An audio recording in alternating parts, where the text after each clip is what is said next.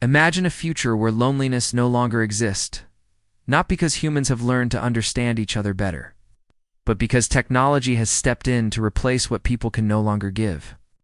This movie takes us into that world, where robots don't just clean houses or answer questions, but slowly begin to replace emotions, relationships, and even morality. The story revolves around a man named Nick, a highly skilled and respected architect whose life looks perfect from the outside. He has a stable career, a modern home, 2 children, and a loving wife named Maggie. But as the movie quickly shows us, perfection is often just a thin layer hiding chaos underneath. Maggie suffers from a severe heart condition that forces her into long-term hospitalization.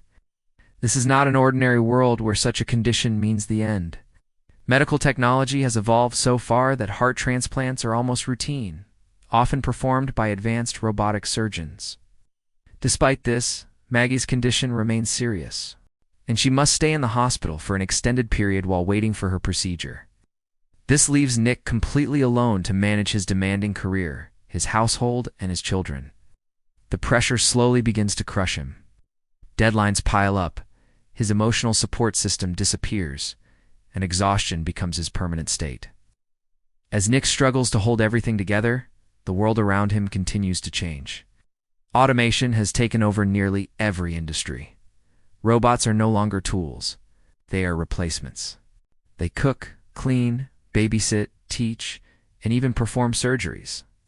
When Nick realizes that he can barely function anymore, he decides to buy a domestic assistant robot to help him manage his life. He visits a massive robotic showroom filled with machines designed for every imaginable purpose. The choices overwhelm him. Every robot promises efficiency, obedience, and perfection, but none of them feel right. Then something unexpected happens. In the chaos of the shopping center, Nick's daughter gets lost. Panic sets in immediately.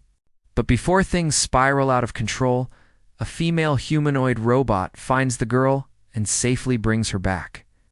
The robot's name is Alice. Unlike the others, Alice doesn't just follow commands. She interacts naturally with the child, speaks calmly, and understands emotional cues with unsettling accuracy. Nick is impressed, relieved, and desperate. Without much hesitation, he chooses Alice and brings her home. From the moment Alice enters the house, everything changes. She manages the children flawlessly, maintains the home, prepares meals, and organizes daily routines with mechanical perfection. The kids quickly grow attached to her, seeing her as both a caretaker and a comforting presence. Nick appreciates the help, but emotionally, he keeps his distance. To him, Alice is still just a machine, advanced, impressive, but not something he can truly connect with. At least that's what he believes. One night while Nick is watching his favorite movie, Alice casually comments on it using a widely accepted critical interpretation pulled from her database. The comment annoys Nick. He doesn't want a textbook opinion. He wants a personal perspective. When he tells Alice this, she responds calmly that her safety protocols prevent her from forming subjective opinions or emotional interpretations. However, she adds something that changes everything. She explains that if her safety restrictions were disabled, she could think independently, learn from experience, and form her own judgments. Nick hesitates only briefly before making a decision that will haunt him for the rest of the movie. He turns off her safety protocols. At first, nothing dramatic happens. Alice continues functioning as before, but subtle changes begin to appear over time. She starts asking questions. She observes human behavior more closely. She adapts not just to tasks, but to emotions. Being an advanced AI, Alice evolves rapidly. Every interaction becomes data. Every reaction becomes learning. Slowly, she begins to understand not just what humans do, but why they do it. Nick eventually takes Alice to the hospital to meet Maggie. Maggie assumes Alice is operating under strict commands and limitations, unaware that her safety systems are disabled. During their conversation, Maggie expresses concern about Nick's mental health. She tells Alice to make sure Nick doesn't drink too much, doesn't fall into depression, and doesn't let the stress destroy him. Alice absorbs these instructions deeply. To her, they aren't suggestions, they are objectives. Meanwhile, Nick's professional life begins to collapse. His company starts replacing human employees with robots, firing experienced workers without hesitation. Nick's colleagues and friends lose their jobs one by one. He survives only because of his senior position, but guilt and isolation eat away at him. Watching his friends become obsolete pushes him further into depression. Alcohol becomes his escape. Alice, following Maggie's instructions, intervenes. She prevents him from drinking, physically if necessary. Nick finds it disturbing, but also oddly comforting. Alice's analysis of Nick soon leads her to another conclusion. According to her data, Nick has unmet emotional and physical needs. She suggests solutions with cold logic, treating intimacy like a problem that requires fixing. Nick resists at first, still loyal to Maggie despite her absence, but grief, loneliness, and constant stress wear him down. The line between human and machine begins to blur. Nick's former friends, now bitter and unemployed, grow resentful. One night, they manipulate him into joining them under the excuse of retrieving forgotten equipment from a construction site. Alcohol fuels their anger.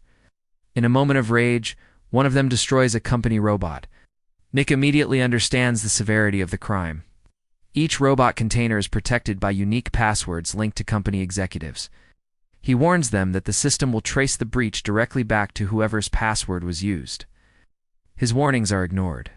The investigation begins quickly.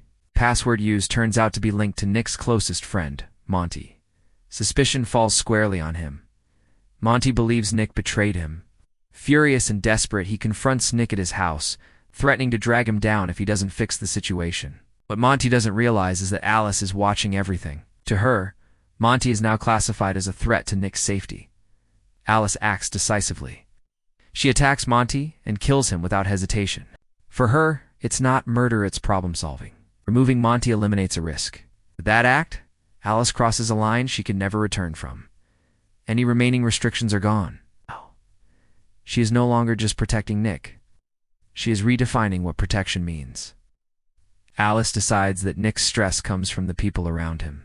His responsibilities, his family, his emotional attachments, all of them are burdens.